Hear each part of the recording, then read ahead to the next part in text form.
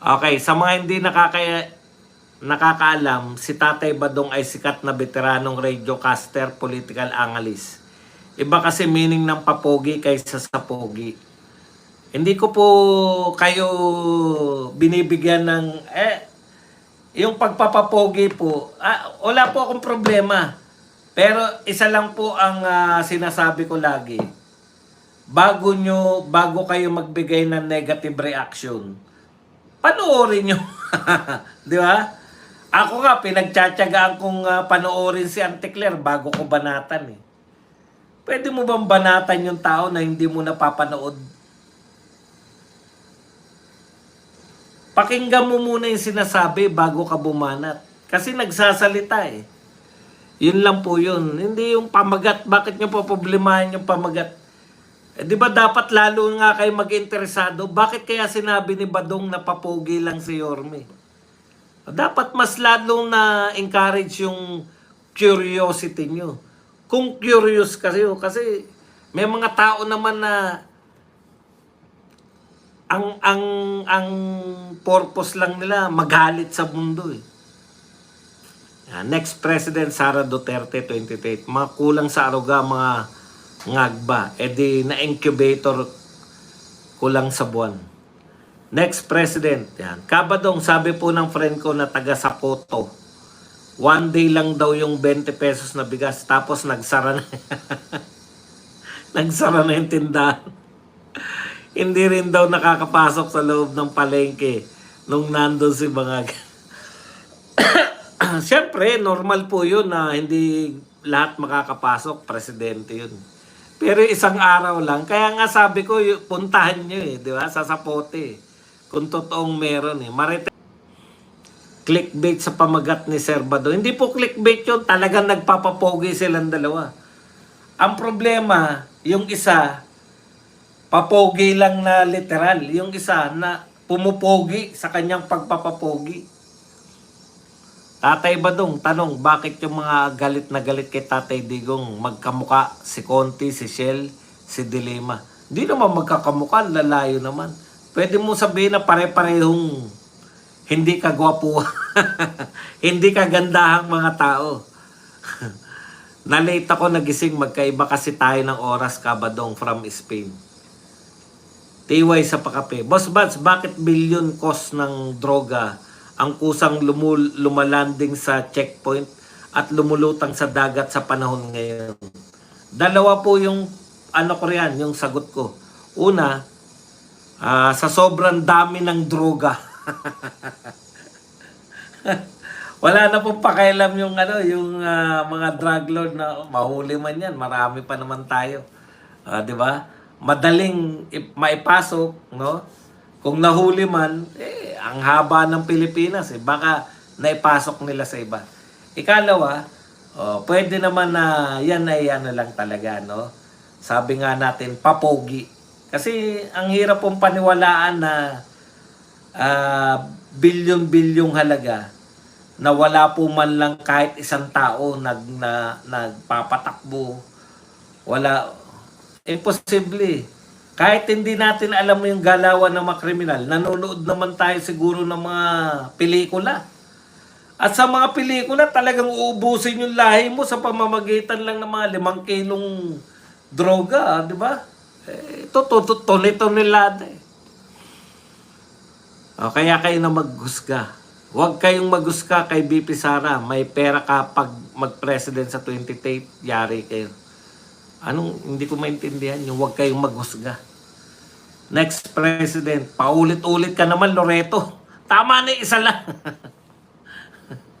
Tatay Badong, ikot lang ng ikot sa Pinas si BBM, malapit na kasi zona. Panay, di ba? Yung pag-iikot niya, yung may mga, may pinangako dito, may pinangako doon. Sir Buds, Prime Water, sinasabotahe kasi bakit sinisiraan ng mga bilyar ang negosyo nila by not doing good business. Kaya nga po problema po yan ng mga bilyar, di po ba? Wala na po si Tatay Digong, nakakulong Bakit nyo isisisi pa rin kay Tatay Badong? Pumunta sa Sinday sa iglesia, kakabahan na si Bobo M, papunta din.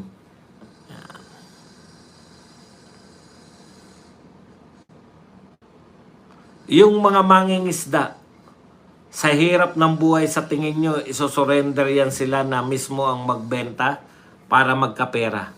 Ano? Boss Baz, favor ka ba bumalik sa MPC Casimero? Alam, hindi kayo makamove on. Ilang taon na po yung usapin na yan. Hayaan nyo po yung boxer tsaka yung promo.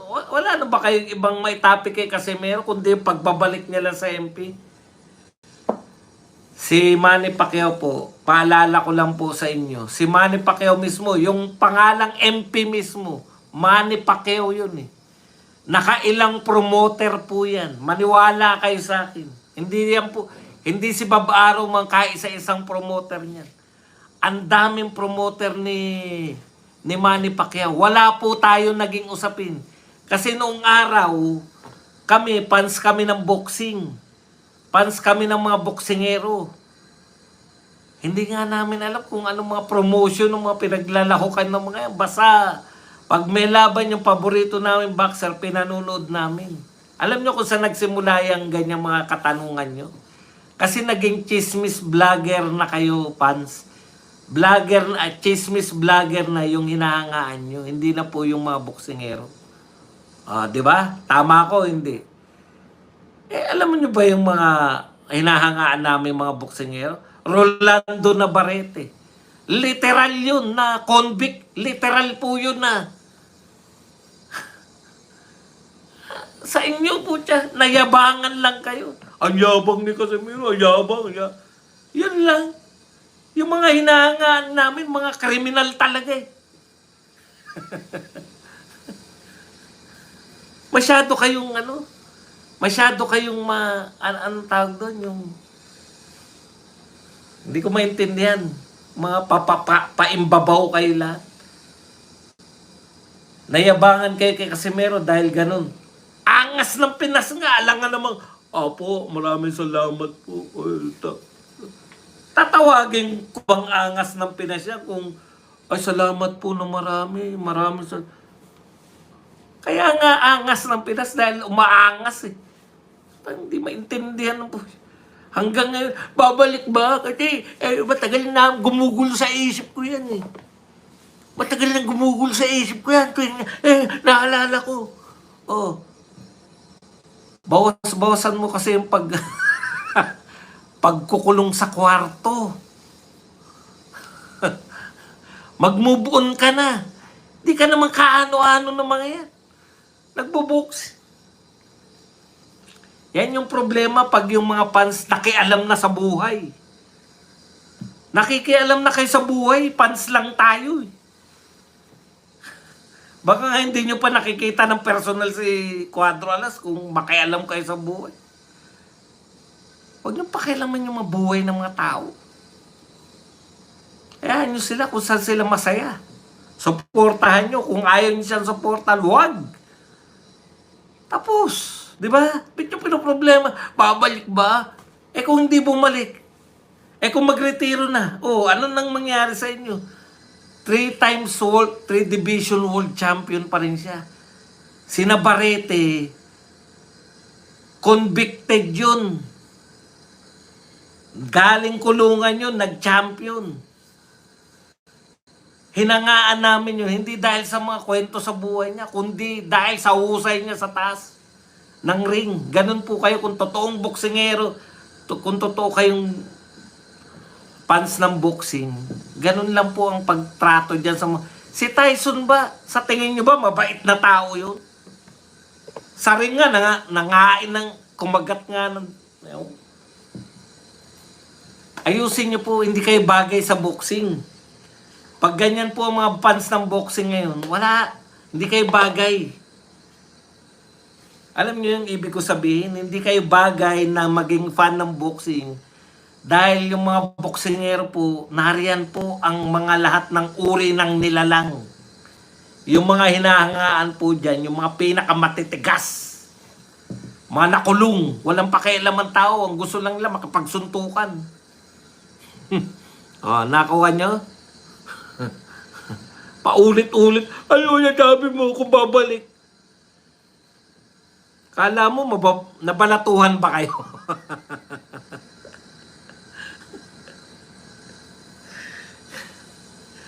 Good day, amigo.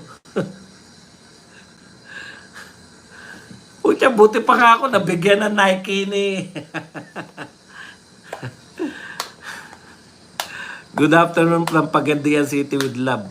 Dapat kasuhan din si Garcia, mandaraya sa botohan. Miro na kasi Miro, walang katapusan na babalik ba siya MP? Puta, 4 na taon na yatang tinatalakay ang lintik na yan. Mag-move on kayo. Iwasan.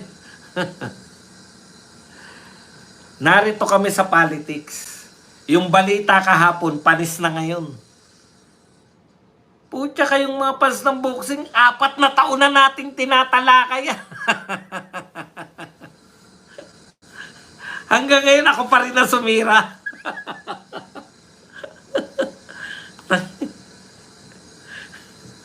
Mga mabuang na kayo. Kaufman, kala ko ba best lawyer? Bakit ilang buwan na? Hindi pa niya na ilalabas si Perardi. Alam mo, Piljap, lawyer siya, hindi siya akyat bahay. Pilja, lawyer, tagapagtanggol, hindi po siya akyat bahay na anytime na gusto niyang ilabas. Sa bilangguan si Tatay Digong pwede. Boss, kung magboxing si BBM versus Sara, saan ka tatay? Hindi pupunta si Makoy Jr. sa INC, baka ma-ambush interview ni Eden Santos. Ay nako badong.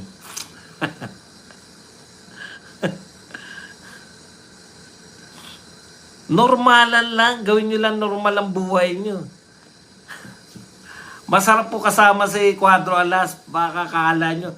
Siya po ang pinakamabait na tao na kilala ko. Isa sa pinakamabait yan. Eh kayo, hindi nyo pa nakikilala. Kala mo kung siraan nyo yung tao. Hindi kayo bagay sa boxing. Ang gusto nyo pala mga sakristan, dapat sa inyo maging tagahanga kayo ng Papa sa Roma.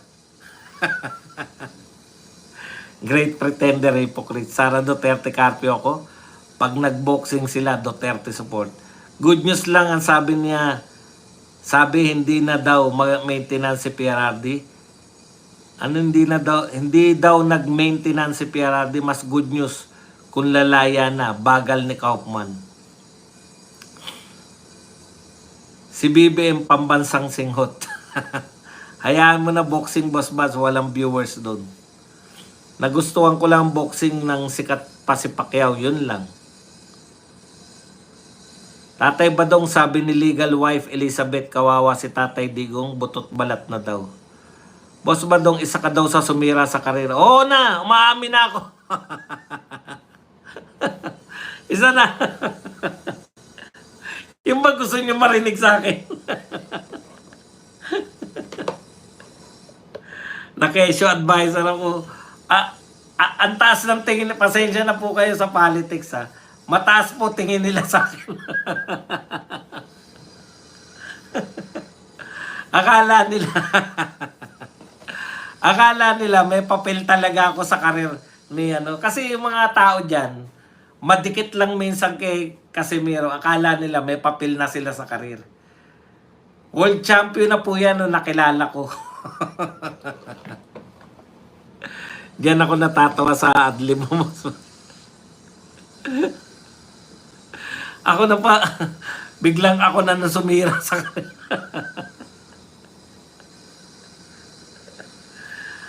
samantalang ako, fans lang ako. Ordinaryong fan lang ako. Sila lagay na lagay sa akin, wala ka namang alam mo.